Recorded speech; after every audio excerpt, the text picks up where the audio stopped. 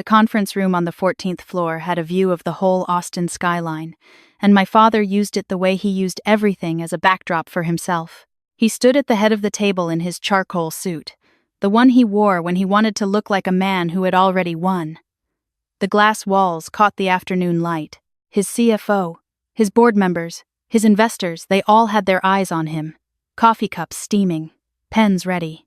And somewhere between the leather chairs and the framed revenue charts on the wall, I stood near the window with my hands clasped behind my back, holding a thumb drive so small it barely existed, thinking about how long I had been waiting for this exact moment. My father cleared his throat.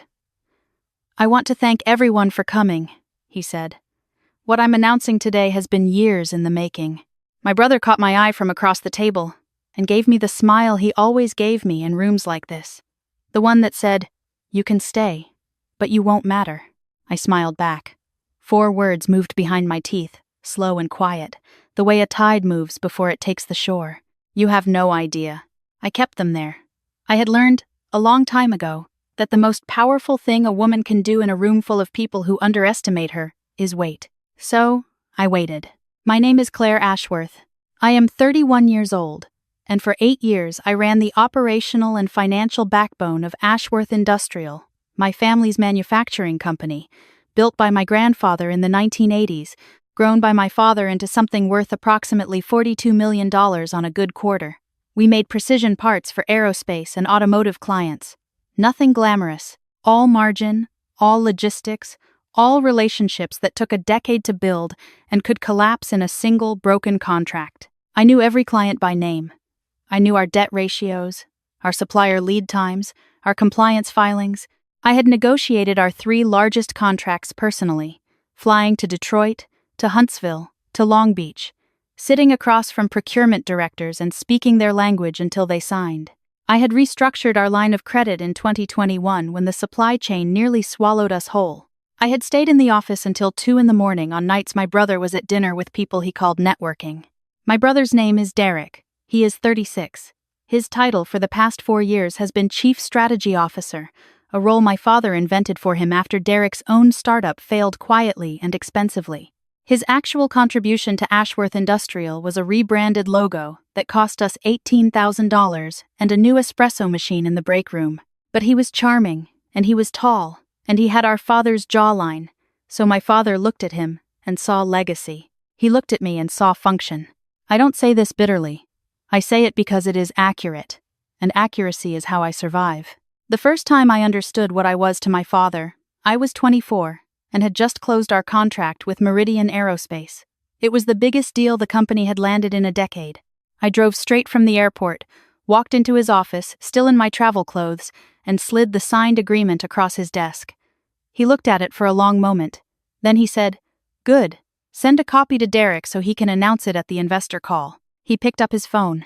The conversation was over. Derek announced it. My father beamed at him from the front row. The investors applauded. I sat in the back and told myself I was building something, not losing it. I kept telling myself that for 7 more years. 3 days before today's meeting, I walked into my father's office with our Q3 numbers. We had posted the best quarter in the company's history. I had personally renegotiated our aluminum contracts and cut our overhead by 11%. I laid the report on his desk and stood there like a person who exists. "These are yours," I said. He flipped through the pages without looking up. "Good work. I'd like to talk about equity," I said. "I've been asking for 2 years. I think this quarter makes the case." He set the report down. He looked at me the way you look at a machine that is running correctly but that you have never once considered owning. "Claire," he said, "you have a salary and a title. What more do you need? A stake in what I'm building." He folded his hands. "Derek is going to take over the company. I need you to support him. That's your role here." He said it the way you state the weather. Flat, factual, finished. I stood very still. I nodded once. "Okay," I said. He seemed relieved. He thought I was agreeing. I wasn't agreeing. I was deciding. I walked out of his office, took the elevator down to the parking garage, sat in my car for 4 minutes, and then drove to the storage unit on Lamar Boulevard where I had kept, for the past 2 years, a fireproof lockbox containing documentation that I had never once hoped to use. I hoped to never use it because using it would mean we had arrived at the place where my family made it clear they'd rather dismantle a woman than reward her. We had arrived here. I took the documents out of the lockbox, transferred the key files to a thumb drive, and put everything in a shoulder bag that I carried with me for the next 72 hours. The night before the board meeting, I sat at my kitchen table and read through everything once more. The way you read a speech before you deliver it, not to memorize, because you already know every word, but to feel the weight of it in your mouth. Then I slept better than I had in months. The board meeting started at 2 o'clock. My father had scheduled it as a leadership transition discussion, which was the kind of language he used when he wanted to make a verdict sound like a conversation. There were 12 people in the room, 5 board members, 2 outside investors, our company attorney, a careful man named Robert Fitch, who had been with us for 9 years, Derek, my father, our head of HR, and me. Derek was already in performance mode when I arrived, shaking hands, saying names, radiating the specific energy of a man who believes his success is imminent and deserved. He wore a new watch. I noticed it the way I notice everything. Filed away. No reaction. My father called the meeting to order. He talked for several minutes about the company's history, its values, his father's legacy. He talked about stewardship. He talked about the next generation. I watched Robert Fitch take notes and wondered if he suspected anything, and I decided he didn't. Robert was thorough but incurious. He documented what was given to him. Then my father said the words. Effective January 1st, Derek Ashworth will assume the role of President and CEO of Ashworth Industrial. He will hold full operational authority and controlling interest, transferred from my shares at year-end. This company belongs to my son. Around the table, people nodded. One of the investors started to clap, then stopped, uncertain if this was a clapping moment. Derek leaned back in his chair with a satisfaction so total it had turned into something physical. A posture, a smell. My father looked at me once. It was the look of a man checking that the door is closed. Then he moved on. I stayed where I was, near the window, and I looked at Robert Fitch. He was writing something. He hadn't looked up. I thought, he's going to look up in a moment, and when he does, I'll be ready. Derek spoke next. He had prepared remarks. He talked about his vision, his strategy, his plans to modernize and streamline. 3 minutes in, he said he would be restructuring the executive team to bring in fresh perspective. He did not look at me when he said this. He had the decency to be slightly cowardly about it, which was the most considerate thing he'd done in years. After the formal portion, people stood up and moved around, the way they do when the official part is over and the social part begins. Coffee was refreshed. Derek absorbed congratulations like a plant absorbing water. He found me near the credenza, pouring myself a glass of water I didn't particularly want. Claire. He said it warmly, which meant he wanted something or was managing me. I know this is a lot to process. I'm fine, I said. I want you to know your role here is important. I'm going to need you through the transition. He paused. After that, we can talk about next steps. For you. Next steps? I repeated. You have options. You're talented. I'm sure you'll land somewhere great. He touched my arm the way you touch someone who is fragile. But this company needs a different kind of leadership going forward. Different, I said. Strategic, vision-driven. He straightened his new watch. I've already been in conversation with the board about some restructuring. Nothing is final, but I want to be honest with you. I appreciate that, I said. I meant it genuinely, because his honesty was useful. There's one thing I want to get out of the way today, actually, before things get complicated. He lowered his voice. Paulette. My chest tightened. I kept my face still. Paulette Marrero was 67 years old. She had been our head of accounts and bookkeeping for 23 years, longer than I had been alive when she started. She knew our financial history the way a doctor knows a patient's chart. She had trained me when I joined the company at 23. On my first day, she had handed me a binder, made me a cup of coffee, and said, "The numbers will always tell you the truth if you let them." She still kept a photo of her and my grandfather on her desk, taken at the company's 20th anniversary party. What about Paulette? I said. She's been offered a retirement package. Very generous. But she hasn't accepted, so I've decided to move things along. He said it the way you talk about clearing a closet. Her last day is Friday. I stared at him. You fired Paulette. Transitioned. She had plenty of notice. She had 3 days' notice, Derek. I saw the HR filing this morning. He shrugged one shoulder. She's 67. She should be retired. We're bringing in a new team. She has a daughter in dialysis, I said, very quietly. She needs the insurance. He looked at me with something that was almost pity. That's not really a business consideration, Claire. No, I said. I suppose it isn't. He patted my arm again and walked back toward the investors. I stood there for a moment. The skyline sat behind me, enormous and indifferent. I thought about Paulette at her desk, her reading glasses pushed up into her gray hair, her pencil behind her ear, the way she still printed certain reports because she trusted paper more than screens. I thought about 23 years of someone's life translated into a 3-day notice and a generous package that probably didn't cover 6 more months of her daughter's treatment. Something moved through me. Not rage. I had made peace with personal rage a long time ago. This was different.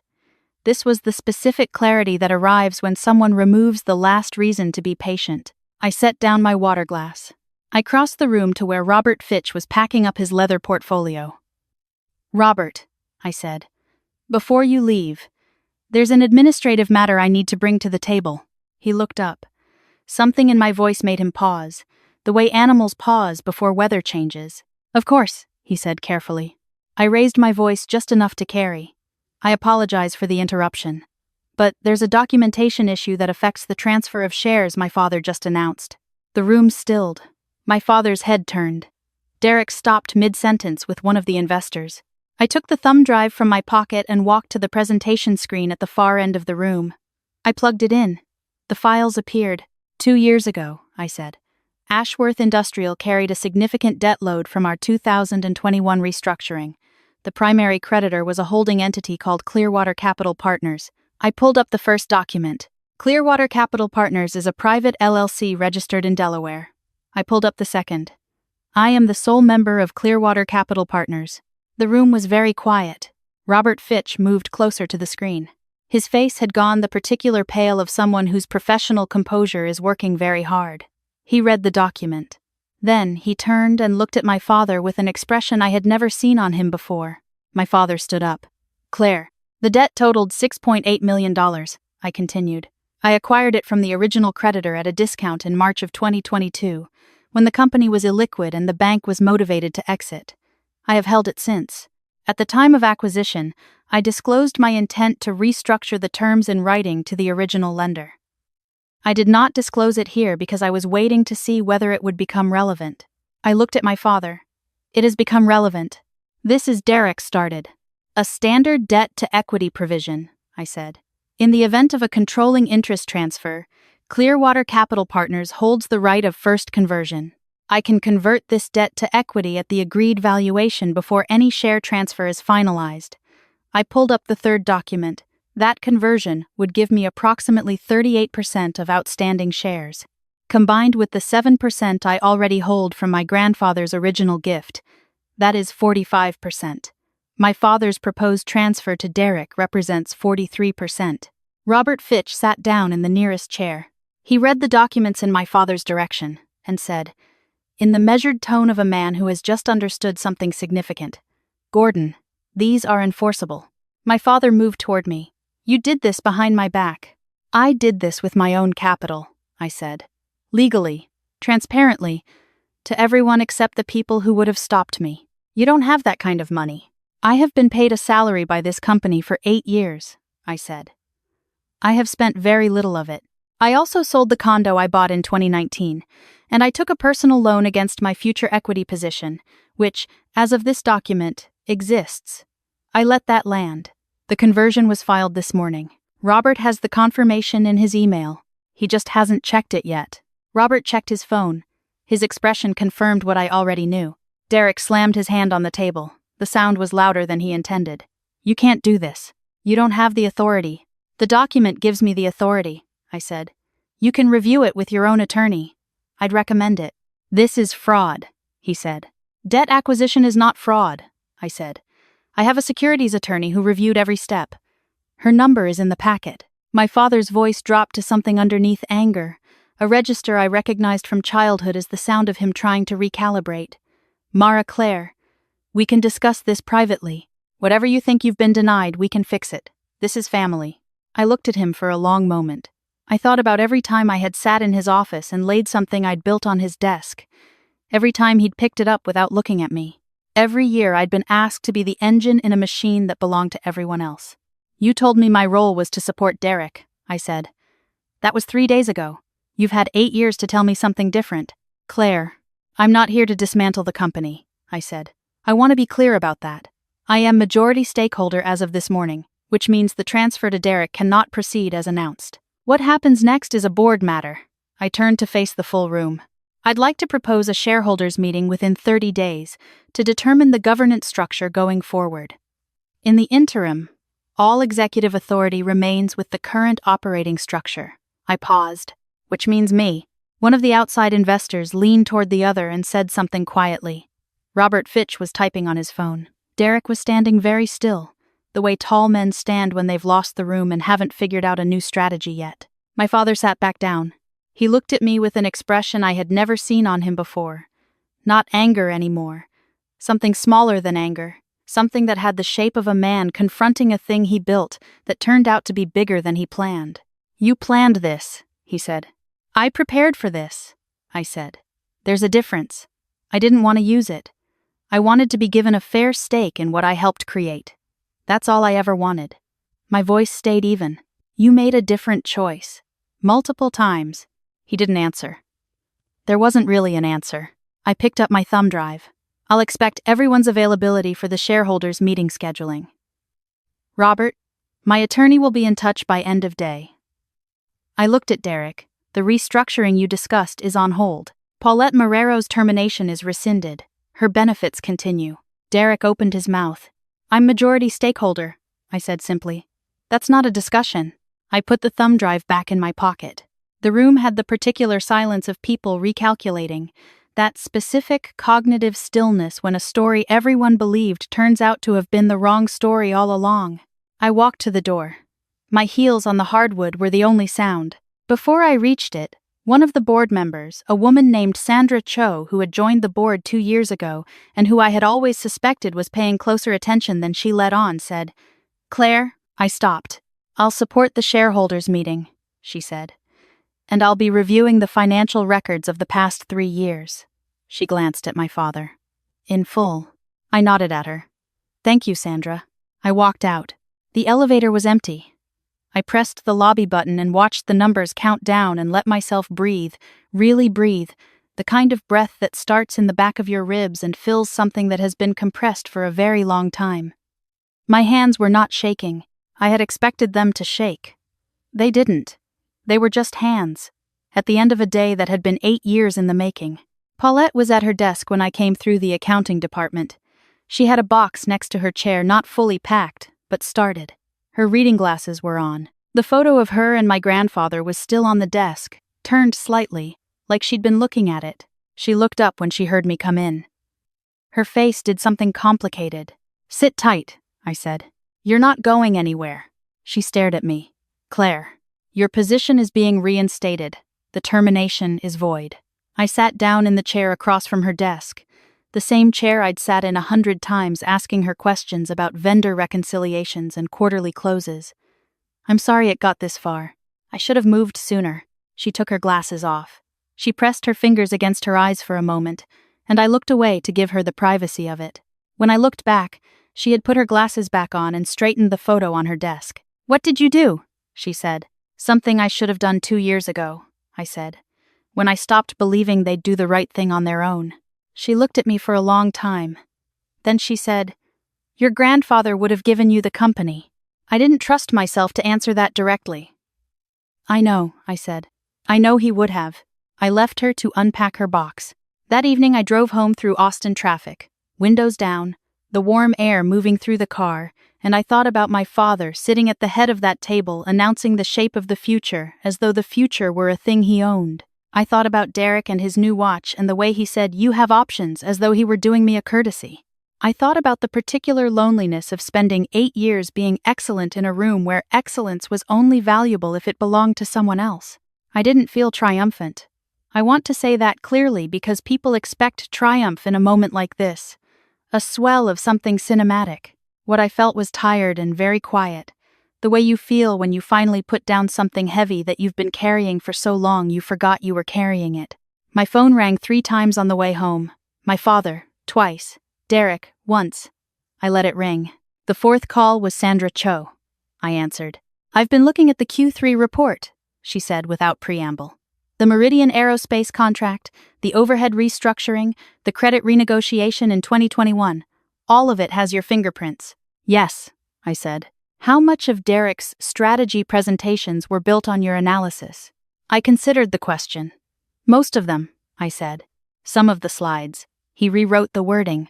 She was quiet for a moment. "I want you to know that I'm recommending to the other board members that the CEO appointment go to you. Not as a courtesy. Because the numbers make the case." I merged onto the highway.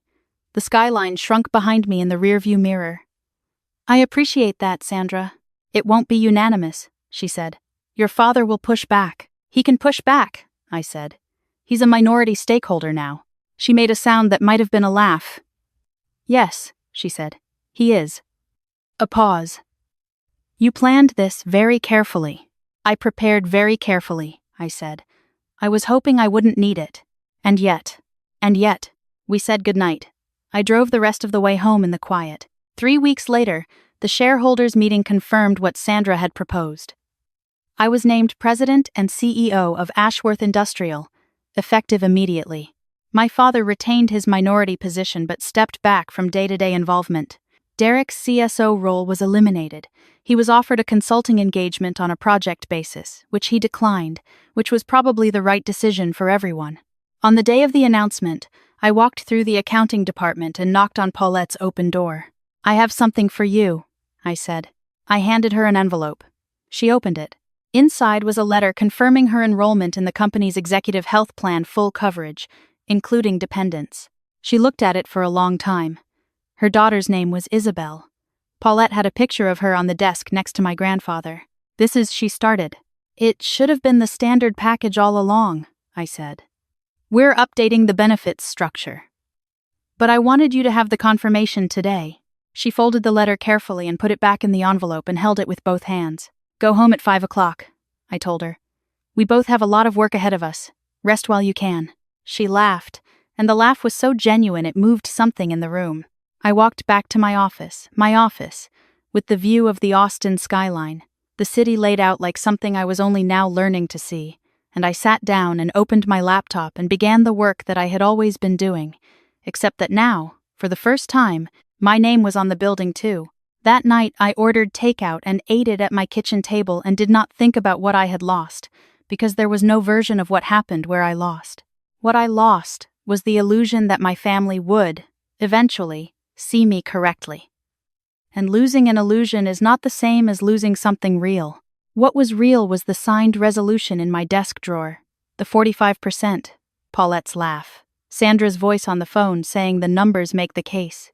What was real was the morning I woke up and went to a job that I had built, that bore my work in every contract and every margin and every decision made carefully in the dark when no one was watching. I had never needed my name on it to know it was mine. I just needed it on the paperwork. And now it was.